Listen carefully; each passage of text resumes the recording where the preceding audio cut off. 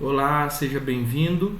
Esse é o nosso vídeo sobre a teologia da aliança. Nós estamos estudando a aliança da criação, uma última parte do estudo, e eu gostaria então de te fazer ou fazer com você um resumo ou uma recapitulação do que aprendemos no último estudo.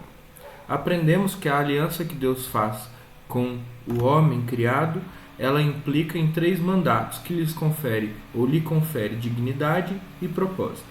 O mandato espiritual, na figura do sábado. Guardar o sábado significa confiar a sua vida a Deus, sabendo que é Ele que te criou e te sustenta. O mandato social, na figura da família, a ordem de encher a terra e multiplicar-se nela, é uma resposta, é uma diretiva de Deus ao homem criado. E o mandato cultural, a ordem de dominar a terra, o trabalho, o desenvolvimento da cultura.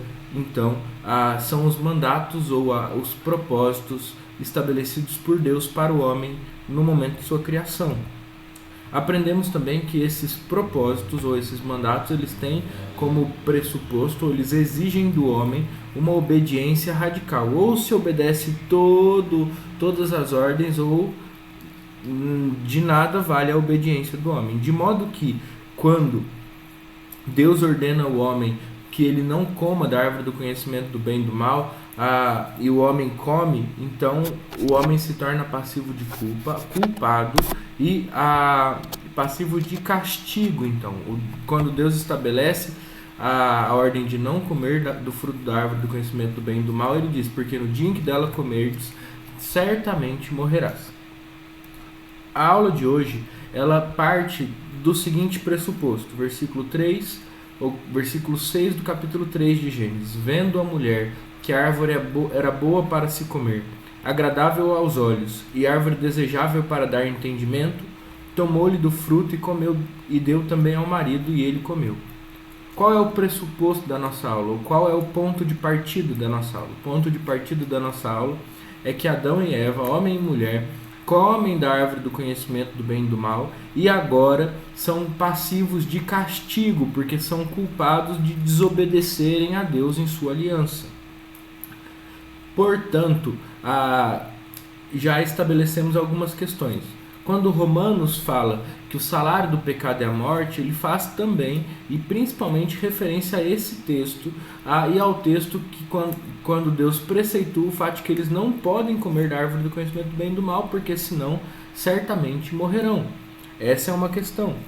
Uma segunda questão, agora a necessidade do castigo e da morte. E aí nós veremos algumas questões importantes dentro do capítulo 3 de Gênesis.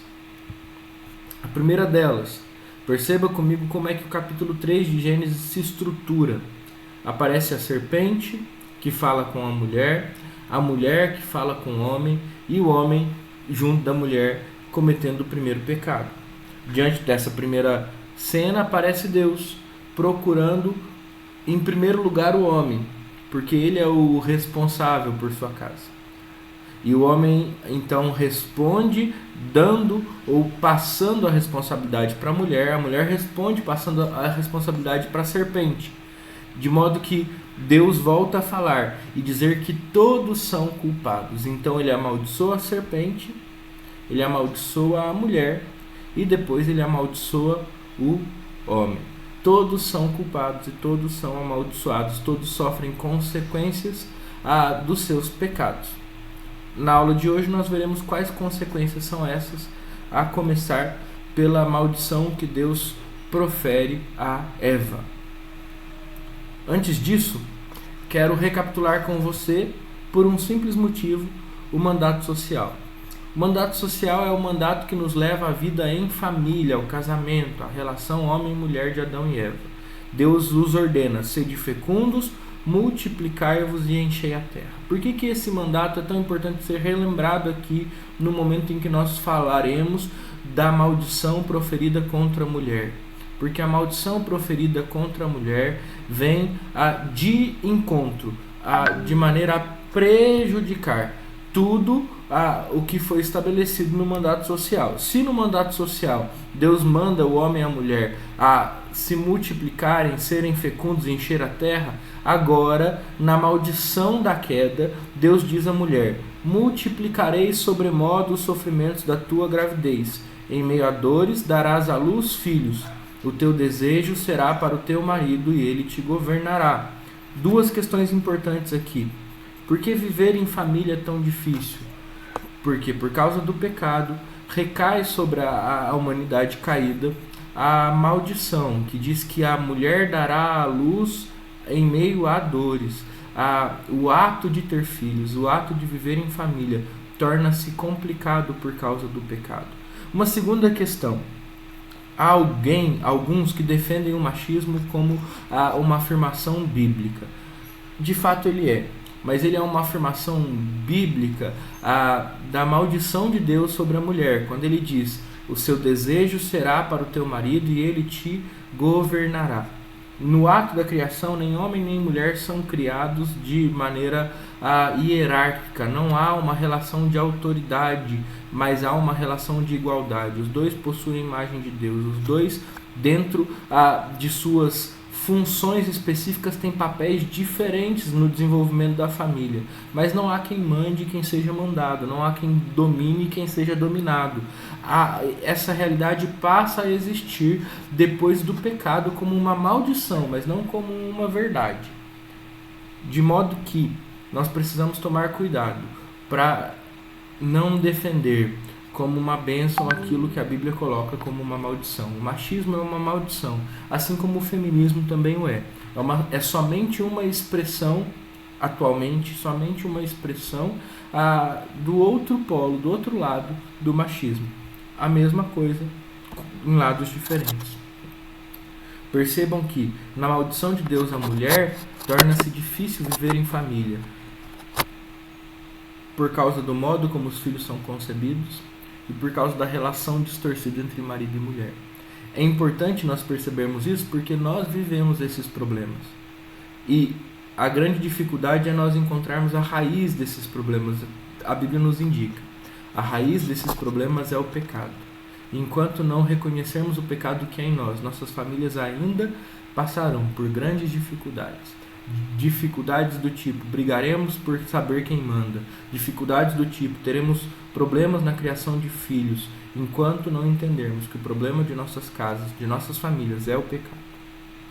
Dito isso, então agora nós passaremos a maldição proferida contra o homem. Mas para isso nós lembramos do mandato cultural. Deus afirma: enchei a terra, sujeitai-a e dominai. O mandato cultural é aquele que estabelece a relação de trabalho prazeroso entre o homem e a terra. Não só o homem, a mulher, o ser humano e a terra. Onde nós somos convidados a sujeitar a terra e dominá-la. A questão é que quando agora Deus amaldiçoa Adão, ele não só amaldiçoa Adão, como amaldiçoa a terra. Ele diz: maldita é a terra por tua causa. Em fadigas obterás dela o sustento durante os dias de tua vida. Ela produzirá também cardos e abrolhos, e tu comerás a erva do campo. No suor do rosto comerás o teu pão, até que tornes a terra, pois dela foste formado, porque tu és pó, ao pó tornarás. A maldição de Deus ao homem estabelece também a maldição de Deus sobre a terra que antes produzia com fartura e era para ser cultivada, era para ser desenvolvida, agora é maldita e produz também cardos e abrolhos. Ela não deixa de produzir as bênçãos, mas ela também produz as pragas. Ela não deixa de produzir comida, frutos, mas ela também produz ervas e ervas daninhas, pragas e tudo mais que pode se prejudicar o trabalho do homem. O trabalho deixa de ser uma relação de prazer com a terra ou com a cultura e passa a ser uma relação de cansaço, de fadiga. E aqui existem algumas questões que precisam ser trabalhadas por nós. Primeira delas, mais uma vez, por que muitas vezes nós nos vemos insatisfeitos com a nossa relação de trabalho? Por que muitas vezes nós vemos pessoas que não ganham o suficiente para sustentar suas casas e outras pessoas que, ainda que ganham o suficiente, gastam mais do que ganham. Por que é que essas relações estão tão corrompidas? Alguns vão dizer que é porque nós ainda não nos encontramos. Outros vão dizer que é porque nós precisamos de aulas de educação financeira. A Bíblia aponta para a raiz de tudo isso como sendo o pecado.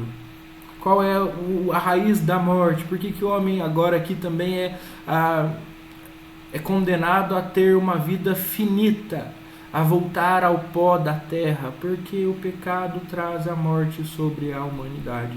De modo que toda a insatisfação, toda a dificuldade, todo o desemprego, toda a desigualdade social, a respeito da qual muitos falam, ela tem a sua raiz no pecado, quando entendida à luz da teologia da aliança. Agora, você deve estar se perguntando por que é que eu ainda não falei da serpente, da maldição que Deus lança sobre a serpente. Por um único motivo. Porque, para mim, ela é a maldição mais importante desse texto. Porque é justamente por ela e pelo que ela lança como promessa que Adão e Eva não morrem como deveriam morrer por terem desobedecido à lei de Deus. E é também justamente por ela que nós encontramos a esperança para vencer todas essas maldições que eu anunciei a partir do texto bíblico. A maldição da serpente é a semente do Evangelho. A maldição é a seguinte: porém inimizade entre ti e a mulher, entre a tua descendência e o seu descendente. Este te ferirá a cabeça, e tu lhe ferirás o calcanhar.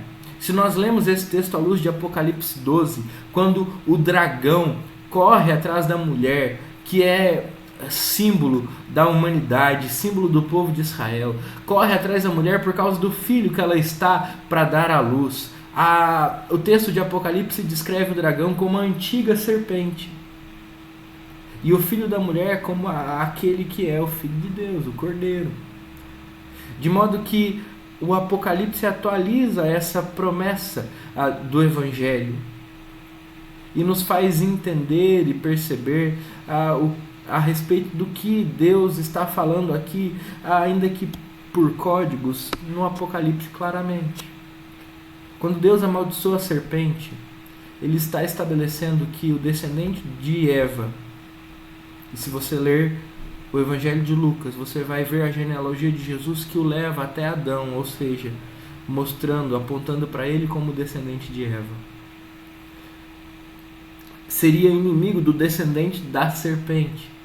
E que o descendente de Eva feriria a cabeça da serpente matando-a. E tudo que a serpente conseguiria fazer seria ferir-lhe o calcanhar.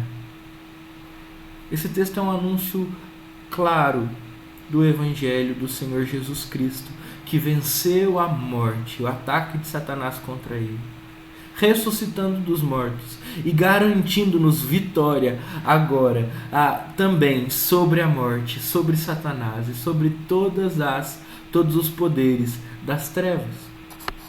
De modo que, se sobre Eva recai a maldição de dar à luz em meia dores e de ter o seu desejo dominado pelo seu marido, se sobre Adão recai a maldição da terra, e se tudo isso traz instabilidade para as relações humanas por conta do pecado, agora, por causa da promessa do Evangelho feita na maldição da serpente, nós podemos ter esperança de que todas essas maldições na cruz estão sendo revertidas.